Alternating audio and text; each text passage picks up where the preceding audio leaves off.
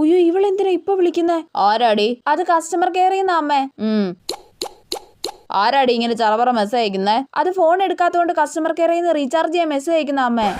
Phone silent ആക്കി വെച്ചേക്കാം. എടി ഫോൺ എടുക്ക, ഞാൻ പിന്നെ വിളിക്കാം. ഇന്ന് ക്ലാസ്സിലുണ്ടായ വിശേഷങ്ങളൊക്കെ പറ. ഡിസൂസ സാർ വന്നിട്ട് ക്ലാസ് ടെസ്റ്റ് നടത്തി. ഇന്ന് വരാത്തവരെ നാളെ എക്സാം എഴുതിക്കും. ഇന്ന് എക്സാം ഇട്ടിട്ട് ഇന്ന് തന്നെ പേപ്പർ എല്ലാവർക്കും അങ്ങോട്ടും ഇങ്ങോട്ടും കൊടുത്തിട്ട് മാർക്ക് ഇട്ടിട്ട് പേപ്പർ കിട്ടി. എടി നീ എന്ത് തേങ്ങ എടി പറയുന്ന? വോയിസ് അയക്ക്. അടുത്ത അമ്മ ഇരിപ്പുണ്ട്, വോയിസ് അയക്കാൻ പറ്റൂല. പക്ഷെ ഇവളെന്തിനാ ഇങ്ങോട്ട് വോയിസ് അയക്കുന്നേ?